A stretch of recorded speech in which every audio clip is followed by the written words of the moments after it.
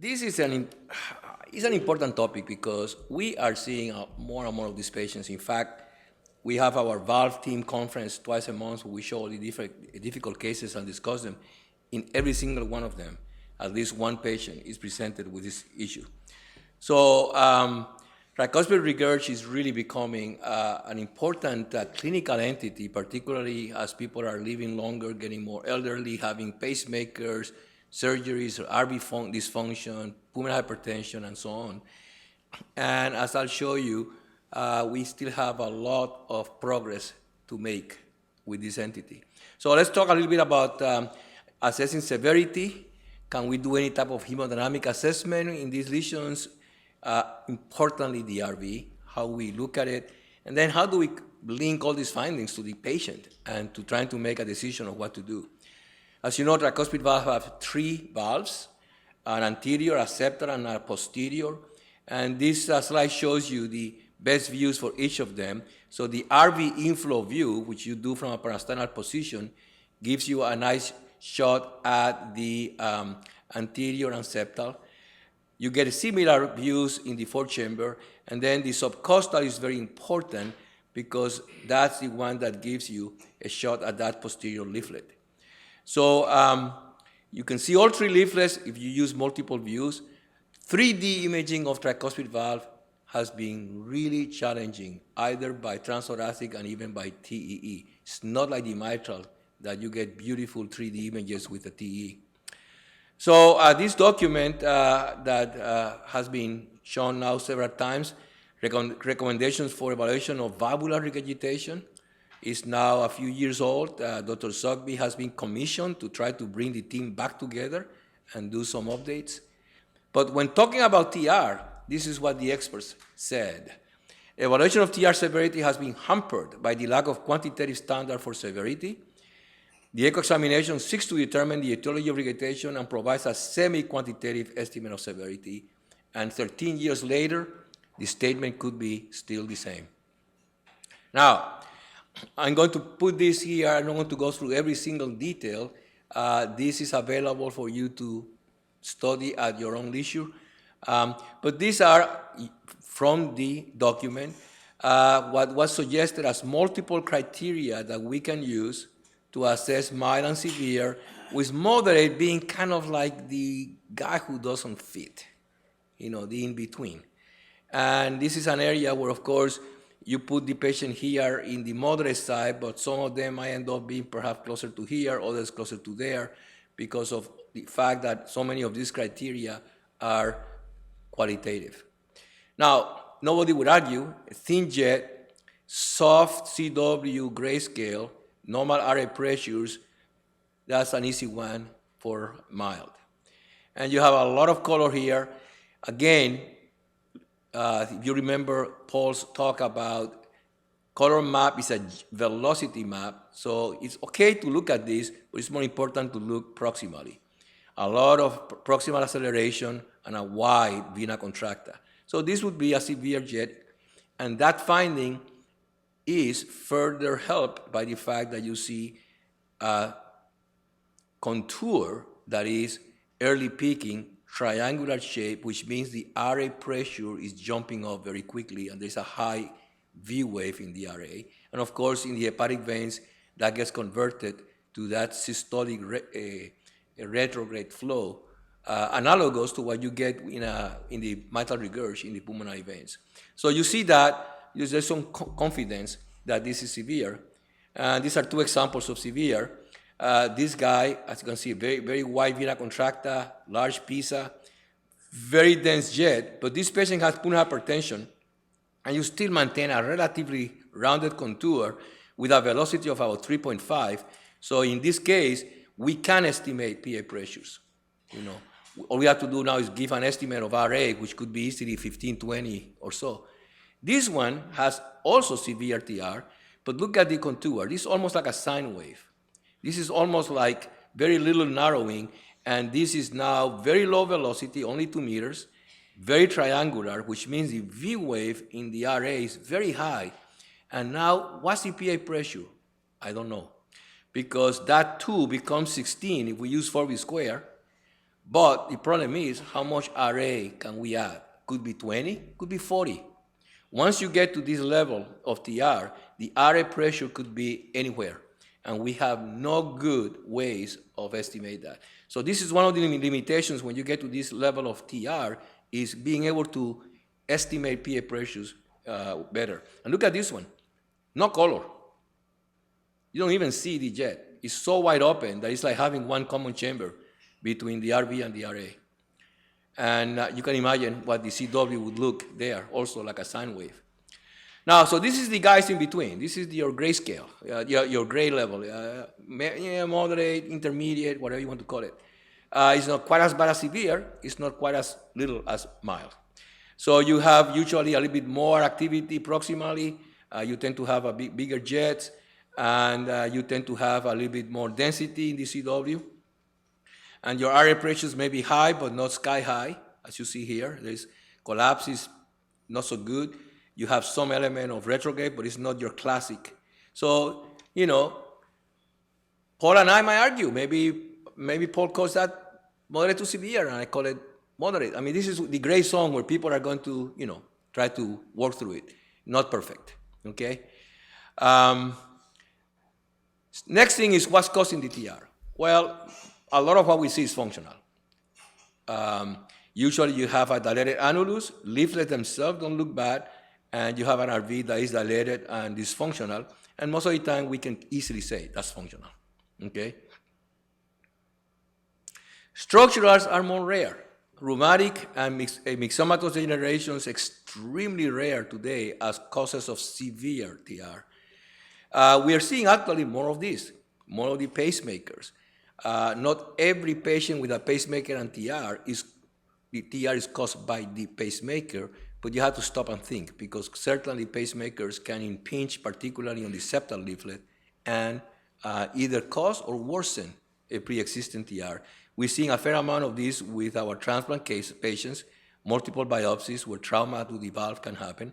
And then rarely we see these chest trauma situations where you have deceleration injuries or piercing injuries. Carcinoid is always fun to show in conferences, but it's not that common, and this is very rare. But we're seeing a lot more of this. 85-year-old ladies, no really known heart disease, and now they're showing themselves with wide open dilation of the tricuspid valve and big time TR. And this is an entity in development as people are learning more and more what may be the mechanisms behind that. They may have some pulmonary hypertension, but it's not 60 or 70, maybe only 40, 45. They may have a little bit of LV disease, but what they have is dramatic dilatation of the annulus. This is a patient with a pacemaker that is impinging a little bit on this leaflet. This is a flail from a transplant case, and this is a nice carcinoid with a frozen septal leaflet you can see here, not moving. This one is part of this idiopathic thing. See, there's dilation of the RV, RA, the valve is there, the velocity is only 2.2. I mean, maybe PA pressures may be in the 40s, but are not in the 60s or 70s, and these people are usually very elderly. And as I said, we're still trying to decide what is the pathophysiology behind why some of these people develop this tremendous amount of dilatation. So here's this 85-year-old lady. She comes in with dyspnea and fatigue, and she has very nice quality images. You can see a tiny effusion there. LV is still okay. Look at the septal flattening in diastole. A lot of dilatation of the annulus, loss of TR. Okay? Here her apical views. She does have a pacemaker, although it seems to be not impinging on any leaflets, but it could be contributing perhaps to worsening of the TR. Huge RA, big LA. She has a pacer. She's in underlying rhythm is atrial fib, but she's being paced. So how is the RV? We say that this RV is normal, mildly depressed, moderate, severely depressed. What do you all think? Moderate? Mild? Anyone goes for normal? No takers? Anyone goes for severe? No takers. And that's exactly right. That's pretty much where we are in day-to-day living. No, it's not great, but it's not that bad. It's maybe mild, maybe moderate. Sometimes we hedge. We say mild to moderate. It's a good way out. Okay, so here is your CW, right? It's a sine wave. It's a sine wave. And velocity is not even 2. It's about 1.4, 1.5. That's a gradient. Again, 4v squared is not that accurate. Again, remember earlier this morning I said, when you have a tiny, tiny orifice, the bigger the orifice, the more errors in your 4v squared. But anyway, let's say that we may have a gradient maybe of about 9 or 10 or so. The question is, how high is this RA pressure? Look at this. That's a pulsatile lever. Look at that IVC. So that's where we get in trouble now. How much RA pressure can we give this lady to estimate a PA systolic? Now, she did have PI. And if you give her a PA, an RA of at least 20, which is easily could have with those tracings I show you, we have an early PI of almost 2 and an end diastolic PI of around 1, which would be 4. So clearly, PA diastolic has to be 25 or more, and mean PA pressure is high. So she has certainly some element of elevated PA pressures. But even, we cannot give a number. We can just simply say there are elements here that suggest that she has high PA pressures. On the left side, she has a high E over E prime, which goes along with some elevation of left atrial pressures from some element of diastolic heart failure. So she has some mean LAP elevation. She has some PA pressure elevation that we cannot put a finger and know exactly how much. And clearly she has a lot of TR.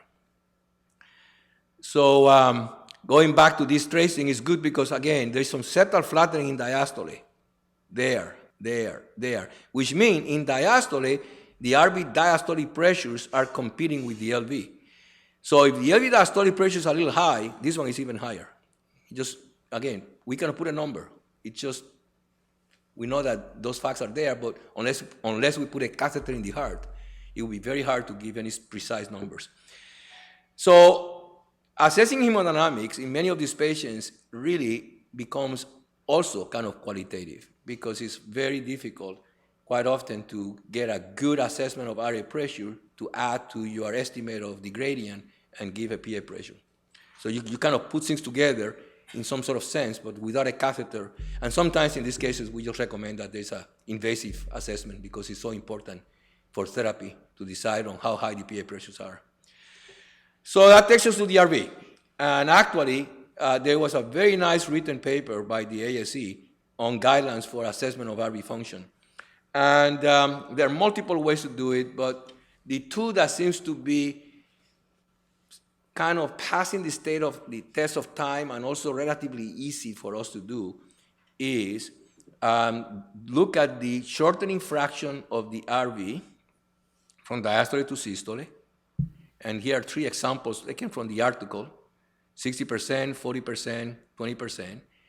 And the other thing is going to be the displacement of the annulus towards the apex during systole, which is similar to in the left side looking at the displacement of the mitral annulus. Here they call it TAPSE for tricuspid annular displacement.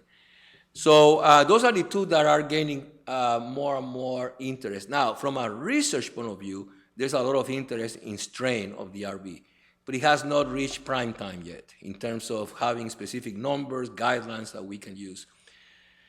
So look at this case. This is a nice normal RV. This is just for reference, okay? I don't think we need any quantitation, very normal echo otherwise, everything looks good, that RV looks good. The importance of this picture is for sonographers in the room and for you to tell your sonographers.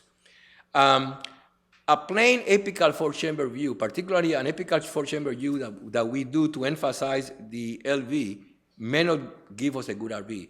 So when imaging, once you're done with the LV, it's good to move a little bit and emphasize the RV, even if the LV doesn't look so good, because you want to then try to get as much as you can of that cavity. So this is a normal, this is a patient that has clearly TR, dense signal. So this one would be one of those that would be probably merging to severe, but although it's still rounded, high PA pressures, and a pacemaker. So how is that RV? So this is now an expanded view looking just at the RV, tracing diastole, tracing systole, and we get 22%. However, from the eyeball, I probably would have said, normal, no normal. So this is one time where, again, measurements can be of some help. The only thing is, if you look at the displacement here, it looks kind of not so hot, okay? So you take a little extra time, you trace it, and you actually get a 22%, which is a reduced value for fractional area shortening of the RV.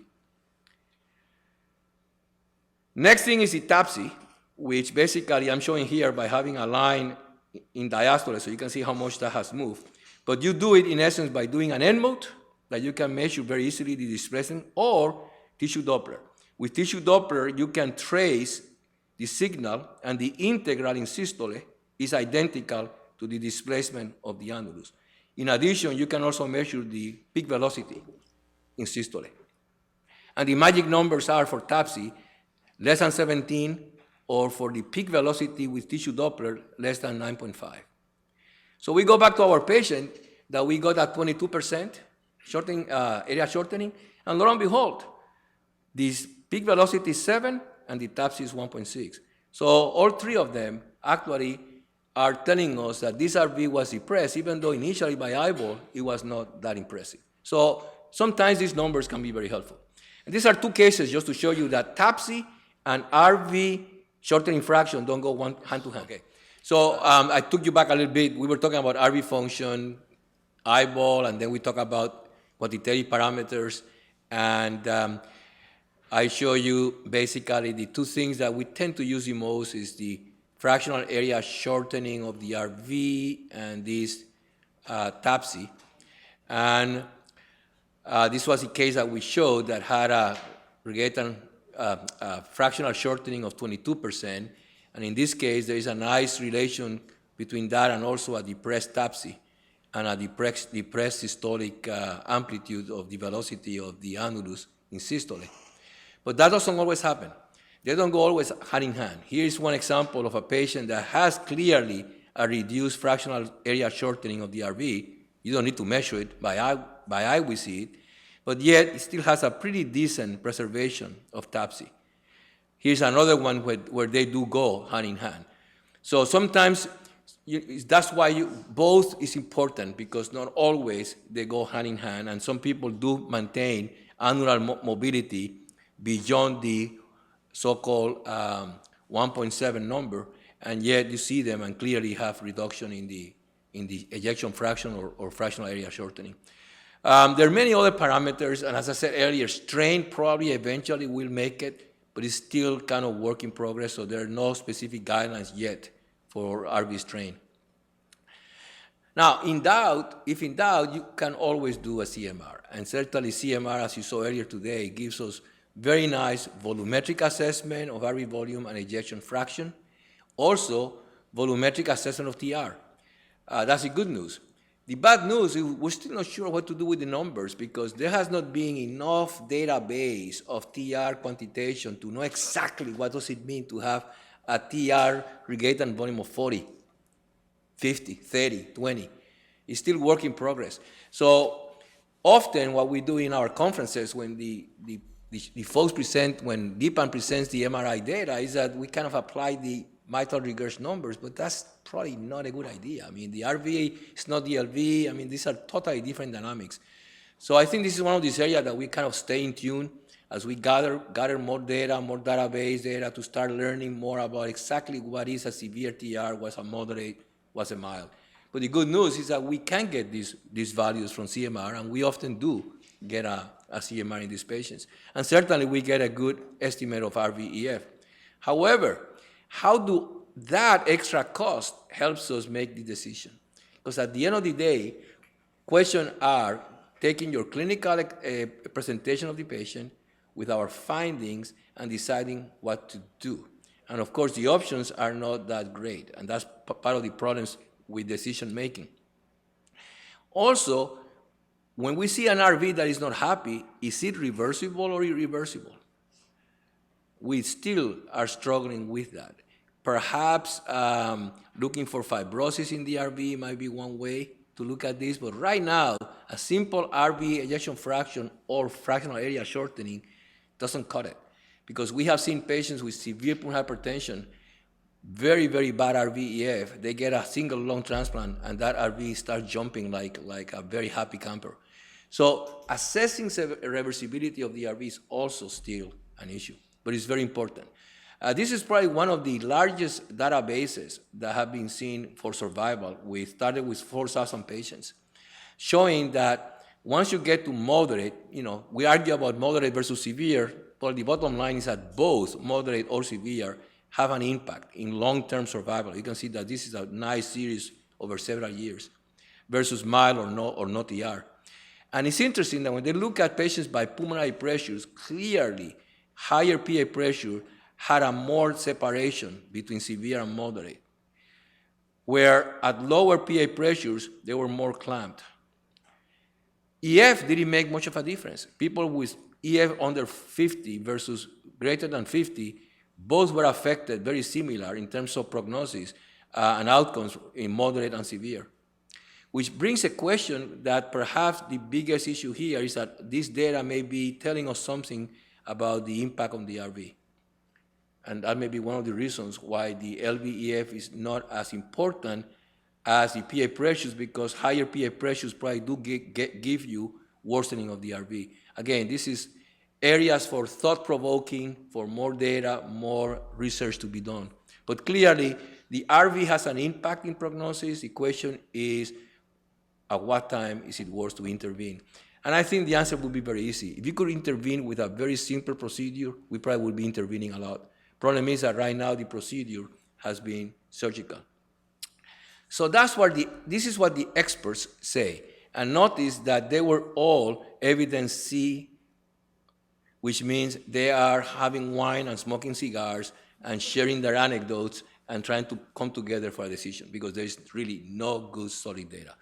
But, respecting their expertise, class 1 is tricuspid valve surgery recommended for patients with severe TR undergoing left-sided valve surgery.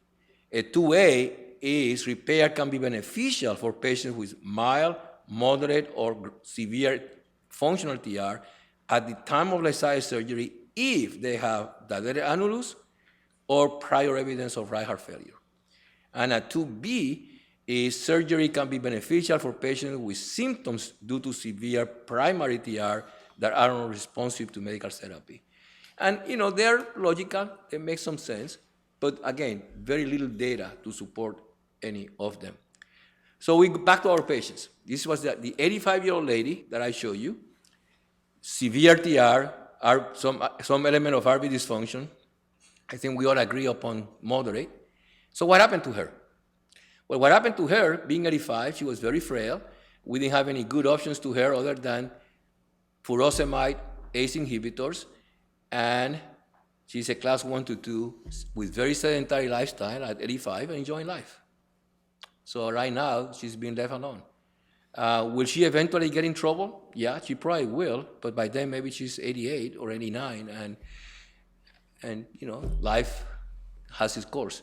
So this is, I think, we're seeing a lot of these patients. Maybe they are not all 85, maybe some of them are 72, 74, but this is becoming an increasing problem, and I think we're all optimistic that hopefully the future might be with the catheter technique. So hoping that maybe another year or two from now, we'll be here talking more about new developments and perhaps new approaches to these patients, given the fact that the only option of surgery, tricuspid valve repair, big operations in elderly patients is not exactly something that we all look forward to.